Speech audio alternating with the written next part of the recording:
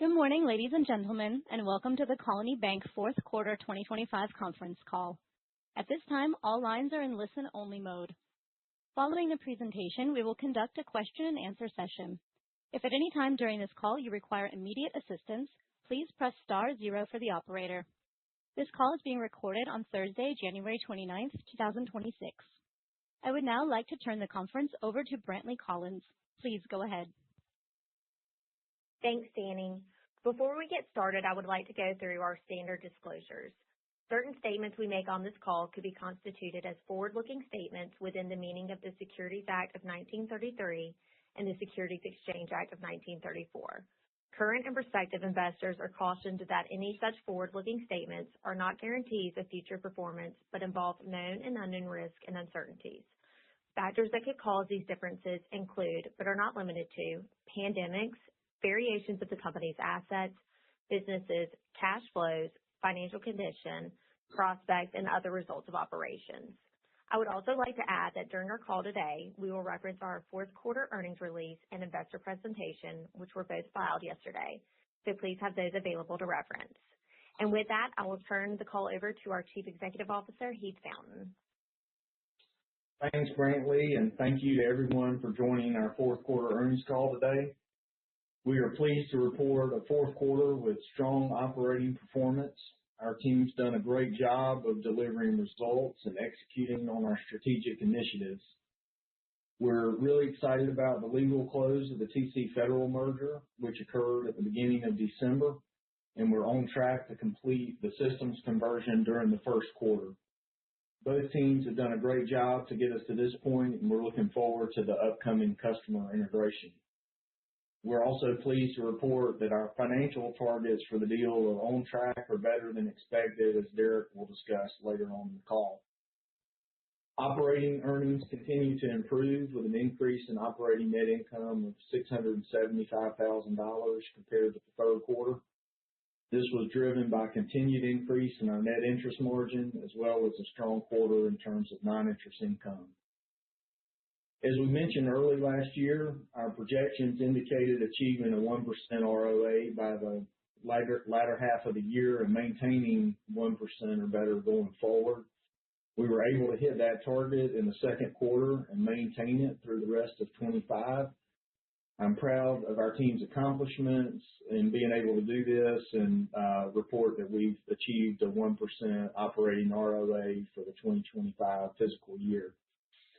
We now set our sights on our next goal of a 120 ROA and believe that we can achieve that on a quarterly basis starting in the second quarter of 2026 once we get the full benefit of the TC Federal merger, and expect to hit the 120 mark for the full year of 2026. In 2025, we saw core loan growth of 10.5%, excluding the impact of the TC Federal acquisition. Our outlook on loan growth for 2026 remains positive and our pipelines remain strong, but we are seeing a trend where we think we'll be closer to the 8% end of our 8 to 12% long-term target. We've seen an increased competition in lending across our footprints. However, we remain focused on growing core customer relationships. This strategy has allowed us to maintain a disciplined approach to pricing and credit while still achieving our growth goals. With expected loan growth and repricing opportunities, we project margin to increase at a modest pace throughout 2026, around mid-single digits each quarter. In addition, we feel good about the outlook on the non-interest income side and expect it to be slightly better in 2026 as we continue to see improvement in our lines of business and fee income. Deposits were up for the quarter and organically flat year over year, excluding the acquisition of TC Federal. We are driving deposit account growth, and our team's focused on building a deposit-first and relationship banking culture. At the same time, we're also focused on improving margin and have moved our interest-bearing accounts aggressively during the recent rate cuts this cycle, which has caused us to lose some non-relationship price-sensitive accounts. We carefully monitor this and believe we can grow the right kinds of deposit relationships, and as rates stabilize, we will become more competitive for interest-bearing deposits as well. In the fourth quarter, we executed a portfolio mortgage pool sale of around $10 million with a gain of a little over $100,000. Our loan sale for sale balance also increased quarter over quarter, and we're expecting to sell another $30 million of portfolio mortgage loans in the first quarter of this year. There's a couple of reasons why we're doing this. First, the secondary market for non-agency loans has improved, and we're now able to push some previous quarters mortgage production into the secondary market. Second, with the addition of TC Federal, we knew we'd be expanding our 1 to 4 family portfolio. So to manage that concentration, we feel it's prudent to trim some mortgage loan exposure. Operating expenses were higher in the fourth quarter as we have not yet realized all of the expected cost saves from the TC Federal acquisition.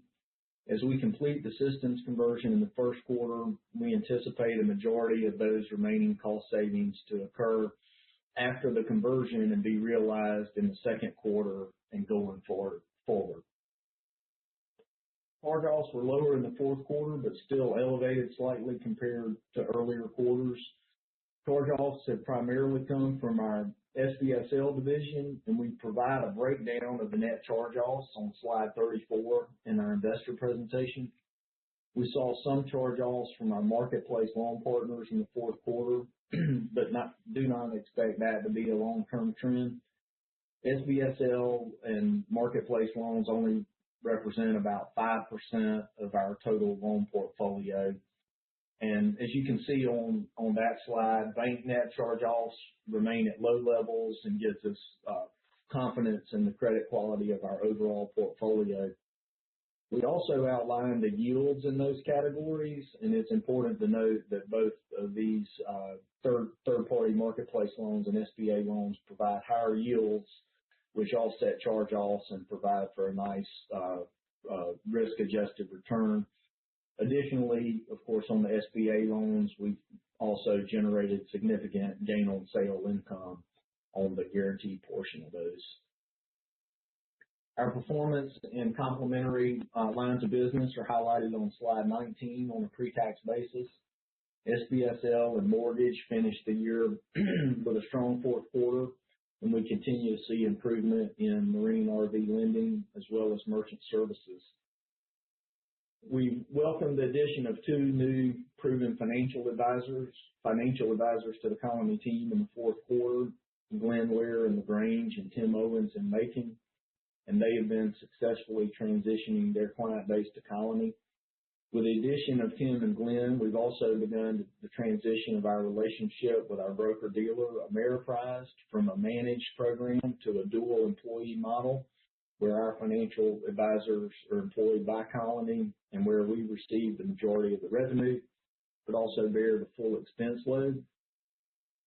As we more than doubled our assets under management from about $200 million at the end of 2024 to over $460 million at the end of 2025, we believe this transition will be beneficial for the long term and offers more flexibility for our advisors while maintaining the relationship with our broker-dealer.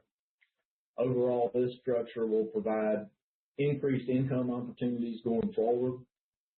Some of the related expenses to that occurred in the fourth quarter, and we expect to be fully transitioned by the end of the first quarter of this year.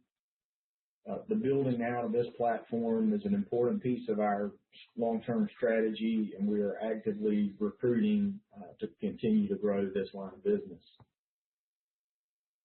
Slide 23 illustrates the year-over-year improvement with Colony Insurance and shows significant increases in items and premiums in force. Bank referrals to insurance increased 20% in 2025.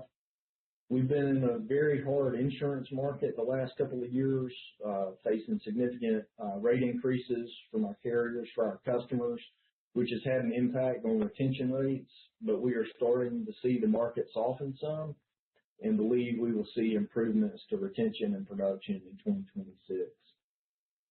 Yesterday, the board declared an increase to our quarterly dividend to 12 cents per share, which is an increase of 2 cents on an annualized basis. Dividends are important to many of our shareholders, and we're proud to increase the dividend for another consecutive year. I'd also like to recognize that Colony Bank has been named one of American Banker's 2025 Best Banks to Work For. This is a tremendous accomplishment and reflects our commitment to culture and to our team members. I'm grateful for everything our team members do to support each other and the customers we serve. Colony was the only bank headquartered in Georgia to be recognized on this list in 2025. We continue to see opportunities to capitalize on the increased M&A activity in the industry and across our footprint. This includes opportunity for new customer acquisition, new talent acquisition, and expanded fee income as we develop deeper customer relationships across our existing markets. As I mentioned earlier, our team's focused on the integration and core conversion of TC Federal in the first quarter. At the same time, we continue to see an increased level of activity from an M&A perspective, and we are actively having conversations with potential M&A targets. We're at a place where we feel comfortable moving forward with another opportunity, and we believe that given the level of conversations and activity we see in the industry, we'll have the opportunity to announce another transaction at some point in 2026. Slide 14 in our investor presentation lays out our approach to M&A opportunities. The strong momentum exiting 2025 positions us well as we enter 2026. We remain optimistic about the opportunities ahead and are focused on continuing to enhance performance through discipline, execution, and ongoing improvement. With that, I'm going to turn it over to Derek to go over the financials in more detail. Thank you, Heath. From an operating income perspective, we saw net income increase $675,000 in the fourth quarter, driven by the completion of the TC Federal acquisition as of December 1st, as well as continued increase in margin and solid results from many of our complementary lines of business. Operating pre-provision net revenue improved again in the fourth quarter and was a significant improvement over the fourth quarter of 2024. We continue to see positive improvement in our core earnings. Net interest income increased approximately $3.2 million compared to the prior quarter and was a product of continued improvement in earning asset yields, a reduction in cost of funds, and the addition of TC Federal in December. Net interest margin increased 15 basis points to 3.32% in the quarter. Loan yields increased to 6.19%, up from 6.15% in the previous quarter, and reflects continued positive loan repricing, the addition of 1 month of TC Federal loans and the related accretion income, which was slightly offset by the reset on variable rate loans due to the short-term rate cuts. The impact of the short-term rate cuts was captured in our overall cost of funds, which decreased to 1.96% for the quarter, and that is down from 2.03% in the third quarter. The short-term rate cuts from the Fed helped drive those fund costs lower, in addition to the seasonal inflow of the lower cost deposits that we typically see later in the year. We may see some slight variability in accretion income depending on the timing of payoffs and paydowns from the acquired TCF loans. Going forward, as we receive payoffs of acquired loans that were marked at fair value, we are then able to deploy those funds at current market rates, resulting in minimal impact to overall interest income. We're still projecting a modest increase in net interest margin each quarter throughout 2026 as we continue to see repricing of cash flows from lower earning assets. Fourth quarter operating non-interest income was $11.1 million, reflective of a good quarter from many of our complementary business lines, particularly mortgage and SBSL. Slide 19 gives an overview of the pre-tax performance of our complementary lines with a noticeable improvement overall from the third quarter. Mortgage-related non-interest revenue increased $270,000 from the prior quarter, and as Heath mentioned, we did have a $108,000 gain from a sale of portfolio mortgage pool of about $10 million during the quarter. Marine and RV lending continues to improve on a quarterly basis, in addition to improvement in our merchant services division. Heath also mentioned the conversion with Colony Financial Advisors from a managed program to a dual program, along with the addition of 2 financial advisors. There are some upfront expenses associated with that strategy, and although we will see expenses increase with that change, the dual program will allow us to receive a larger share of dealer commissions, which will outweigh the increase in expense and ultimately improve the earnings power of that division, leading to increased net income. Typically, the fourth quarter is a lower volume quarter for Colony Insurance based on the time of the policy renewals and seasonality. We expect this to revert back to normal in the first quarter and improve into the rest of 2026. Operating non-interest expenses were $24.4 million, and the increase is attributable to the TC Federal acquisition. We're still carrying some TC Federal related expenses until the systems conversion in mid-first quarter, and then expect those expenses to drop off for the second quarter of 2026. This led to a higher net non-interest expense to average assets of 1.58% for the quarter, and a little higher than our historical average. We expect that to be closer to our target of 1.45% in the second quarter as we capture the remaining cost savings for the merger. The focus of disciplined expense management relative to our growth and earnings remains a priority for us as we continue to execute on our strategic initiatives that improve operating efficiency across the organization. Merger-related expenses totaled $1.3 million for the quarter and were an adjustment to operating earnings. Provision expense totaled $1.65 million for the quarter. That's an increase from $900,000 in the prior quarter. Net charge-offs for the quarter were $1.6 million, a slight decrease from the prior quarter. Charge-offs were primarily driven by SBA loans as well as some marketplace loans from our third-party partners. As Heath mentioned, the SBA and marketplace loans represent about 5% of the portfolio. Slide 34 shows a breakout of charge-offs between those product types and the bank portfolio. And in addition, slide 34 also provides a breakout of loan yields in those categories. As we look forward to 2026 in regards to SBA charge-offs, we feel that we will see improvement compared to the trends that we saw in 2025. That expectation is supported by the underlying collateral of classified SBA loans.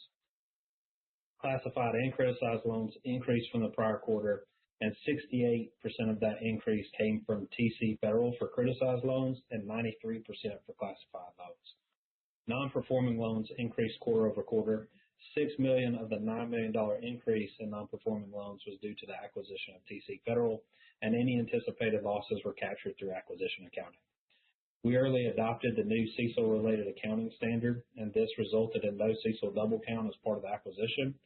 The credit quality of TC Federal's loans were reflected in the adjustment to the allowance for credit losses as part of the purchase accounting. Loans held for investment increased in the quarter due to acquired loans from the TC Federal merger. Organic loan growth for the quarter was flat, but was due to fourth quarter payoffs of both Colony loans as well as some legacy TC Federal loan payoffs in December. There was also $50 million in mortgage loans reclassified from held for investment to held for sale as we continue to market those loans for a pool sale. Organic loan growth for 2025 was around 10.5%, and we anticipate organic loan growth for 2026 to be slightly less towards the lower end of our 8 to 12% target. Slide 35 shows the weighted average rate on new and renewed loans of 7.33%, a decrease from the previous quarter due to rate cuts and changes in the rate environment. We expect to see that yield fall closer to the prime rate. However, that still leaves room for loan yields to improve from loan repricing. Fixed rate loan roll-off for 2026 is below 6% and noted on slide 28. Slide 35 highlights loans acquired through the TCF merger as of the acquisition date, and also notes the early adoption of the new accounting standard related to CECL. Total deposits increased from the prior quarter, also a result of the merger. Excluding acquired deposits, total deposit growth was around $24.3 million in the fourth quarter and flat for the overall year. As Heath mentioned, when the Fed started cutting rates in 2024, we began to lower our higher cost deposit rates aggressively, and that continued with the rate cuts in 2025. This is reflected in our cost of funds, which was 1.96% last quarter compared to a high of 2.32% in the third quarter of 2024. We believe we have a lot of opportunity in both current markets as well as the legacy TC Federal markets to continue to develop core customer relationships that will drive deposit growth. We acquired the TC Federal investments during the quarter, which were marked to fair value. A small portion was sold at the acquisition date and did not generate an earnings gain or loss. We didn't sell any other securities during the quarter. We'll continue to evaluate the need for future sales based on market conditions and balance sheet needs. The fair value of the portfolio improved quarter over quarter and resulted in a positive impact to AOCI of around $2.5 million. Total share repurchases during the quarter were 47,000 at an average price of $16.50. And as Heath mentioned, this week the board declared an increase to our quarterly dividend of 12 cents per share. Our TCE ratio at the end of the quarter was 8.30% compared to 8% even in the prior quarter. Tangible book value per share increased to $14.31 from $14.24 in the prior quarter due to better AOCI position, favorable purchase accounting, and the early adoption of the new accounting standard that removes the CECL double count. Slide 16 illustrates some of the highlights from the merger with TC Federal. We're on track to achieve our projected cost savings, and we'll see more impact from that in the second quarter. The deal economics remain strong and forecasts are better compared to what we projected in our earlier modeling. Tangible book value dilution was less than expected, and our original forecast for earn back was less than 3 years. We now expect that earn back to be less than 2.5 years. We've also provided projections on expected 2026 base case earnings impact from the accounting treatment on acquired assets and liabilities. That concludes my overview, and now I'll turn it back over to Heath before we take questions. Thanks, Derek. And again, thanks for everyone to be on the call today. We're really pleased with the quarter we had and the performance, both for the quarter and the overall year. This wraps up our prepared remarks, and with that, I'll call on Danny to open up the line for any questions. Thank you. Ladies and gentlemen, we will now begin the question and answer session. Should you have a question, please press the star key followed by the number 1 on your touch-tone phone. You will hear a prompt that your hand has been raised. Should you wish to decline from the polling process, please press the star key followed by the number 2. If you are using a speakerphone, please lift the handset before pressing any keys. One moment, please, while we assemble a queue. Your first question comes from Christopher Marinac of Janney. Please go ahead. Hey, thanks. Good morning. Thank you both for all the details in the presentation and in the press release. I wanted to look at the small business lending line and just sort of think out loud with you about, does that business become a higher risk-adjusted business for you, and perhaps you have a little higher charge-off going forward, but it has a better return?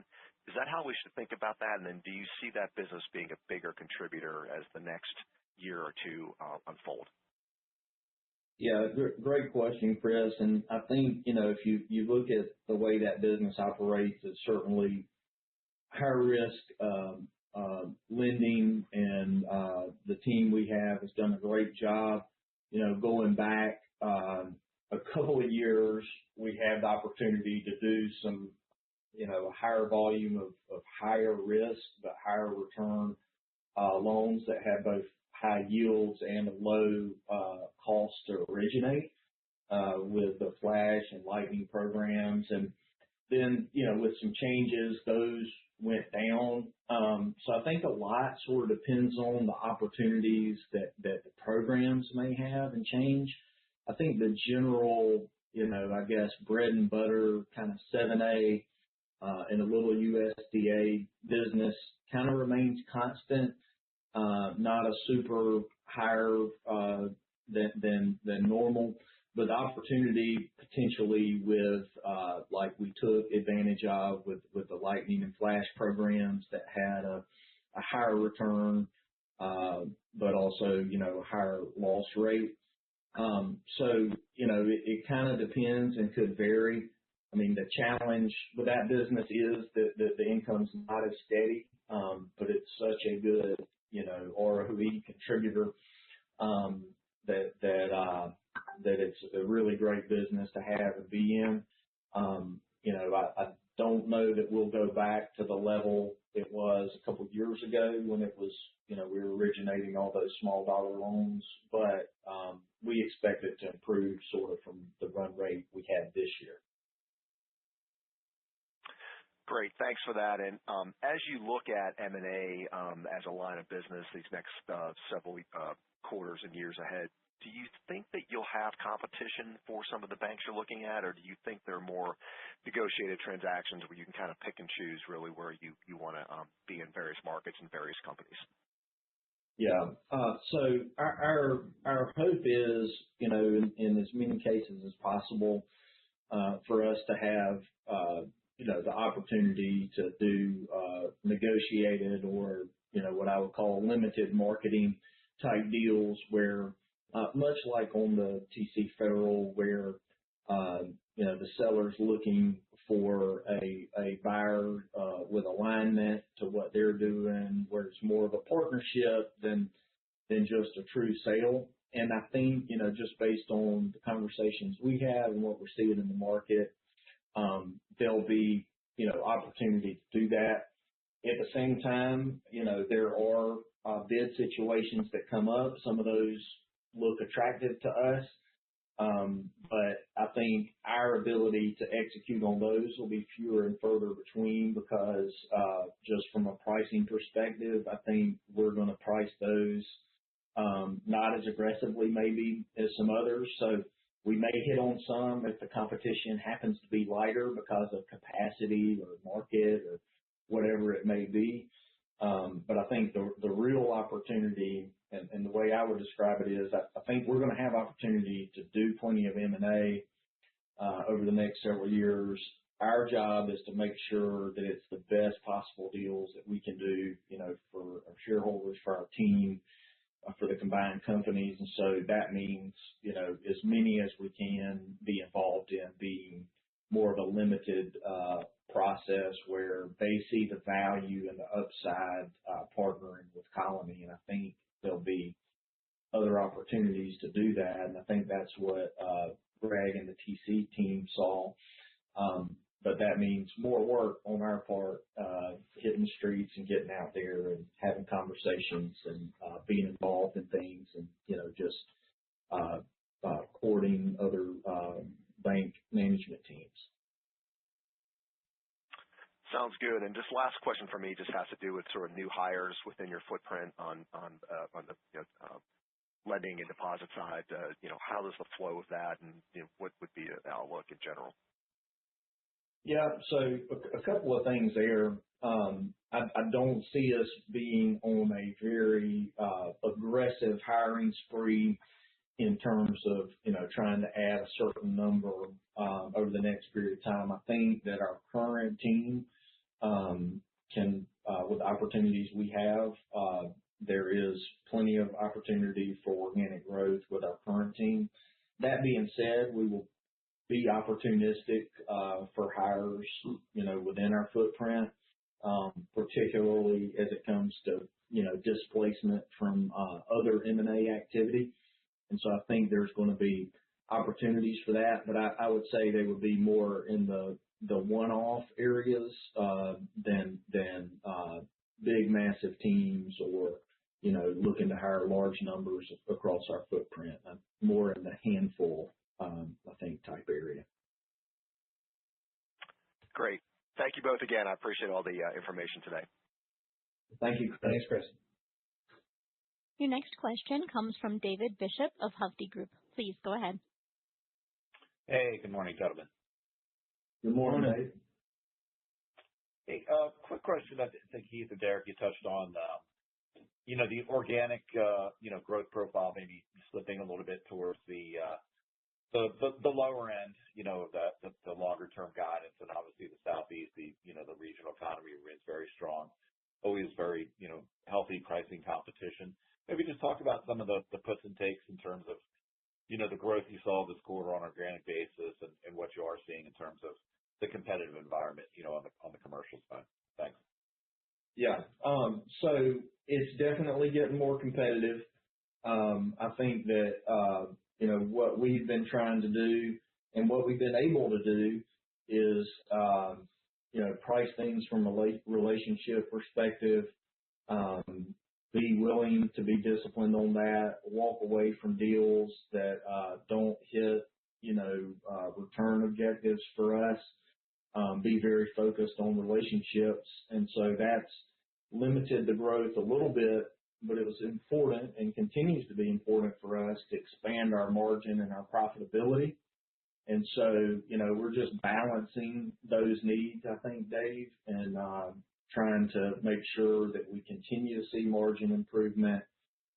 We continue to price things attractive where it's attractive, but also, I think, reflective in our outlook and guidance and like what Derek talked about and what we think we're going to see loan yields come into. We're going to need to be a little more competitive on that front in order to get the kind of growth that we want from a pricing perspective, just given where the market is and where competition is. But so we'll see that. I think Derek indicated, coming down off of the 733 yield to closer to where prime is on lending. And I think that's sort of what it's going to take. I think, as rates settle out and they get more stable, I think the competitive range of pricing is going to narrow in. It's pretty wide right now, and we see some pricing where, we just aren't going to price things. And so, but I think as expectations for rate cuts kind of stabilizes, and, I think the market thinks we get maybe one more cut now, if that's more stable, I think that range of pricing that we see out there narrows in as well. And so I think that, that will help. I also think another big positive is not just the economic environment is good in the Southeast, but also because of the M&A, I think we'll see some turnover of assets, from some of the larger banks that are going through M&A. But at the same time, you've got a lot of banks wanting to participate in that. For us, if we can stay in that 8 to 12% and also see margin improvement, we think that's the sweet spot to where we'll drive the most value for our shareholders. If we have to start doing things that are going to stop the margin improvement to result in higher growth, we just don't see that as the right trade-off for the long-term benefit of our shareholders. So that's what we're trying to balance, and I think our team is doing a really good job of that, but it's just a constant push and pull. Got it. Appreciate that color. Maybe sort of staying on the converse of that, topic. Obviously, there's the puts on the loan side. But on the funding side, I think, Derek, you mentioned that, some opportunities, obviously, to grow some core relationships there. What is your, sense that you can, organically fund loan growth, with deposits this year? What sort of trends are you seeing on deposit pricing given the aggressiveness you've had this quarter? Yeah, and I'll share some thoughts, and then Derek, if you want to chime in anything else. But I think you'll see similar, Dave, like I was talking about with the rates on the deposits. We've been very aggressive trying to get the full amount of each rate cut out of our funding, underlying funding, and sometimes more than that with the rate cuts. And I think others have been doing that, but I think some others have been trailing and lagging. So I think, again, as we, let's say we only get one more rate cut, I think you'll see the competition start to narrow the range of the competition from market to above market will be slimmer. And so that will allow us to be more aggressive at a time when that spread from conservative to aggressive is less, which is better timing for us from a margin perspective. Our team's focused primarily on, the non-interest bearing and interest bearing DDA that don't carry, that doesn't carry a high interest balance. And so, that's where we're out trying to generate most of the relationships. But as those rates stabilize, our ability to use interest bearing DDAs as a sweetener to go get relationships or to get our foot in the door with relationships. I think we'll be able to use that more in the future. And so, I think our deposit pipelines continue to grow. We have a lot of effort and focus on that. Our incentive for our bankers is based largely on that and less on lending than it has been historically. So we're getting the right kinds of behavior that we want to see from our bankers. And as that's picking up steam, our banking solutions group, which is how we combine our treasury, our merchant services, our credit cards, all our payment functions together, they're picking up traction. We're getting good business development out of that area, and we think there's opportunity there. In the meantime, as that's picking up steam, we've got a little time where we're continuing to see the roll-off in our investment portfolio, and we start to get that down to levels that we want it to be in the long term. So we can have some switching of assets on the balance sheet from investments to loans while deposit generation starts to pick up. We feel confident, we can bring that all together at the right time and grow organically deposits to fund loans, over the next few years. That may not match up each quarter, but we think deposit generation is going to continue to be something that we find the ability to improve quarter after quarter. I agree. And then, on the funding front, we have about $65 million base case and investments rolling off in 2026, and that's coming off at a 3.10 yield. So that's going to be able to reprice upwards, coupled with the deposit growth. But as Heath mentioned, on the loan and deposit side, we're seeing a little bit more, competition with the banks. The spreads are kind of coming together a little bit, but that ultimately translates back to our kind of forecast and projection of that modest margin increase throughout 2026. And I assume that incorporates, Derek, the impact of purchase accounting accretion, correct? That is correct. Okay. And got it. So then finally, circling back to M&A, Heath, I appreciate the slide 14. Just, as you are, obviously getting bigger in size, approaching the $4 to $5 billion asset range, do you get the sense that maybe the ideal target is moving, close to that $6 to $1.2 billion range as opposed to the under $600 million range? And, would you look to seek to potentially go over, state lines like in the South Carolina and, Alabama and such? Just curious from a geographic perspective. Yeah, Dave, great question. And from a geographic perspective, let me tackle that one first. Basically, we look at it as Georgia and the contiguous states. South Carolina, given that we operate two markets, Savannah and Augusta, that are, right on the South Carolina line. We already do a lot of business in South Carolina. Would love to see the ability to expand that way. In Tennessee, we are right at the border of Tennessee, and so any opportunity to move in that direction would be a natural expansion.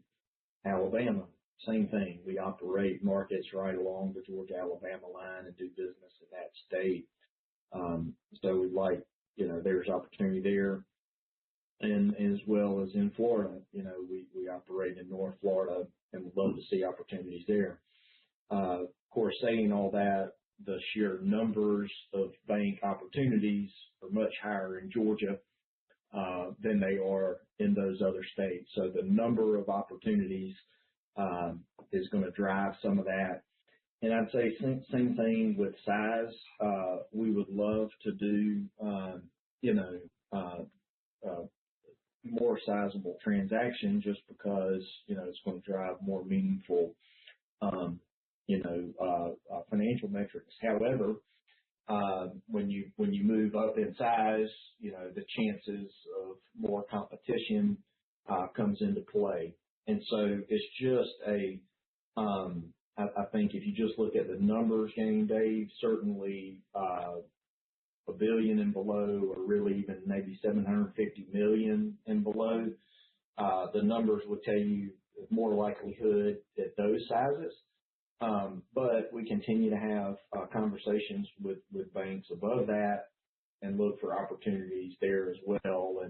And we are, prepared to execute on what opportunities, may come about. And, there's just so many factors in M&A that are timing that you can't control, that's on the side of the seller, and you got to be willing to move and execute based on that. The good news is, in this environment, if you have an opportunity to do a smaller deal, and you don't have a larger deal pending, you can get that one in, get it done. Approvals are happening quickly, and we would not be opposed to lining up more than one at the same time. I think our team can handle that.